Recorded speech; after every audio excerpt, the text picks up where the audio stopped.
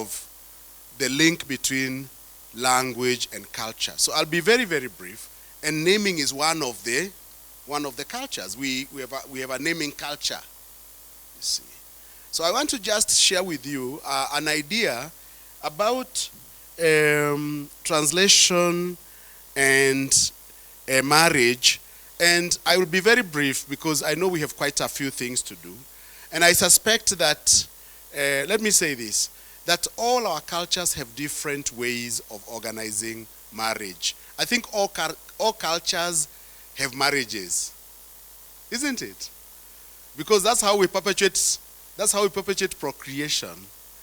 That's, we create children through some kind of union of some sort. So I just want to share with you, just very broadly, the Gikuyu marriage ceremony. And I want you to imagine if you are subjected to a Gikuyu story that follows these various stages, what you do when you are translating. Are we together on this? Because you are dealing with a cultural experience. You are dealing with a specific cultural encounter. So, a boy falls in love with a girl. The boy does what? The boy expresses that he wants to get married to the girl. And normally, they would visit the bride, the potential bride's home. Isn't it? Motonya, you know this, you know a little bit of this, eh? Yeah. So I will take you slowly. I'll take you slowly, but also pretty quickly. So the first thing they do is to know the girl's home. The first step. Because you will visit and you'll be told, here is food, you will eat. And then they'll tell you, now that you have come, did you come for food? To eat? Say, no, we had come to know the girl's home. So, to know the girl's home. So you can imagine, you are translating.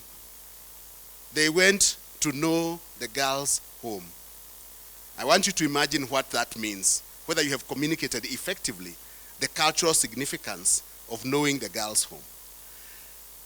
And then you do the proposal. You do the proposal. Maybe you have carried some alcohol, and you say, okay, so we have come, we are interested in one of your goats. They normally talk about goats. Mboro, it's true, eh? They talk, we are interested in, we are interested in one of your people. And then, of course, they'll ask you which door, because polygamy, specifically which door, and you say this particular door. And then, of course, it whatever, and then it proceeds and so on. And then you are accepted. Once you are accepted in that home, then you do what they call, you see, it is very specific. You cannot, if you tell me, nimekuja kuhanda idhege, you can only say kuhanda idhege under that context of marriage. You cannot handa idhege in any other place. So context is so important. So you handa idhege, you are marking territory. You are saying hii ni yangu. Wanaume wale wengine mkaeka, you stay away. And then once you do that, then you give the mwate and harika, the virgin ewe and the virgin goat, for purposes from, once you have given those goats, then it is assumed that you are accepted in the home. Tunaelewana? So you can even stay for 10 years after reaching that stage. Now imagine translation. I want you to continue imagining translation. You are dealing with a cultural event and you are translating. Normally you would have carried some goats. They marry with the goats. You carry some goats and they say, actually we had carried some goats, we'd like you to keep for us. So they tell you where you will keep the goats. These are basically bonded goats. They are not counted as part of the dowry. Okay. So that at that point you have not started the roratio. The roratio is counted in terms of goats. I think many of you, the word roratio is becoming more and more popular in Kenya. Si ni kweli? Tunaenda roratio. We are going for roratio. It's almost becoming, very soon it will get into the Kiswahili dictionary. Because of, it's actually even replacing kutoa mahari. Yeah. It's almost becoming a Swahili word. Matano, ni kweli? Haijakubalika, lakini maybe in the next 20, 30 years, who knows? So you do installment of goats. Normally what will happen is that they say you have to count the number of trees. Kuneromete. You know, how many goats are you supposed to give eventually? It's like you are being told how far you will go. What distance will you cover? How many cows? How many goats? How many gourds of alcohol? You know, will you be required to bring in honey? All those things. So you are told. It's like you are determining the exact number of animals and other items that are needed. And then it's all wrapped up.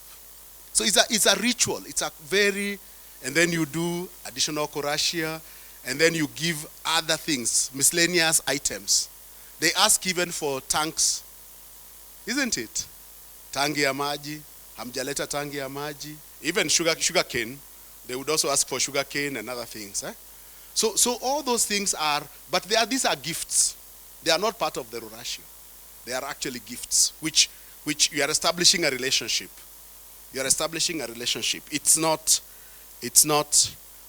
And then this is the one word that, again, you will not find in other places, ngurario.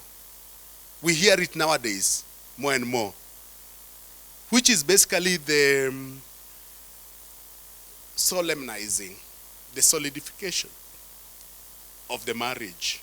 And this comes much, much later. Again, you will not come across this word ngurario in any other context except in a marriage. To the best of, is that correct? Minor? Will you come across the word ngurario in any other context other than a marriage context? Gikuyu? Nowhere else. It's only in marriage that you'll come across that word. So again, how do you translate that in English? Are we together? Because it is very culturally specific. It's very culturally rooted. So how do you translate? How do you deal with that? And of course, the way the idea with the ngurario is that once you have given the ngurario, you don't divorce the wife. She's yours forever and ever. Amen. That's why you are told not to rush ngurario until you are very sure, both of you. You wait until you are ready, because you will never divorce her. Even if you disagreed fundamentally, you make sure she's part of you forever. So that is the way, that's the meaning of ngurario. Of course, there is also the cutting of the scapula, which then you share. It's like we're cutting the wedding cake. But now you cut the goat. Tunaelewana? So, the purpose of this illustration is really just to share with you the complexity of translation, where you're dealing with terms that are culturally specific and culturally rooted. And that is why we say that as a translator, you actually interpret culture. You are interpreting the culture of the source language, in this particular case, Gikuyu, and then you are looking at your audience, the audience which reads English, and you are asking yourself the question, if I use the word gotiniakeande, cutting the scapula, will they understand what I mean? And what is the better strategy for me? So, my advice, and I'll be coming back to these issues later, is that when you are caught in that very difficult cultural situation, we have a couple of options. The first option is to retain the culturally specific term if you are not able to paraphrase it. So you can, in fact, retain the term ngurario, you know, and basically use kind of navigate a little bit around it as you are explaining. So you are doing an interpretation. You are helping the reader of English understand what ngurario is, you know, in your translation, and then you can go with it. And then from that moment henceforth, you just continue with ngurario, and you don't need to italicize it any further, and you can go. Are we clear? The second alternative is just to paraphrase. You paraphrase it, you know. Where, for example, you say the final ceremony of a marriage. The final ceremony in a marriage, or the final ceremony in a Gikuyu marriage, something like that. They undertook the final ceremony in a Gikuyu marriage, and that would still, I think, in my view, be still communicative, and it's acceptable. Of course, the final option is to footnote it, where you actually do ngurario, and then you footnote, just to help the reader understand that it means this solemnization of a marriage that is not broken. Okay? So the translator really is a decision maker. This translator is a decision maker, especially decisions in terms of bridging between cultures. You mediate cultures, you interpret cultures, you are a caring interpreter. Care for the other reader. Now, of course, when it comes to African languages, it is very, very easy. If I'm translating from Gikuyu into say, for example, Lulogori, because you have your ceremonies, isn't it? So, what will you do? Will you, when you are translating, and I would like to really hear from you, if you are translating a short story written in Gikuyu into Lulogoli, will you extrapolate the Gikuyu marriage ceremony, or will you present the Lulogoli ceremony? We talk about faithfulness. We talk about faithfulness to the original, isn't it? We talk about, actually, the term that is very common in translation studies is fidelity. Yani unakuwa mwaminifu. Fidelity to the original. Kwa hivyo unakuwa mwaminifu to the original. But you are also supporting the reader on the other side.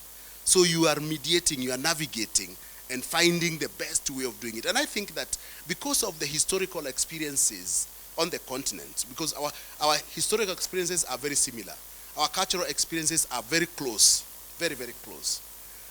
It will be easier, in my view, to translate across African languages precisely because of these shared histories, shared cultures. And of course, when one is dealing with languages that are within the same family, family group, it's even easier, isn't it? It's even easier because you'll find that certain words are actually close to each other. I want to stop at that point with regard to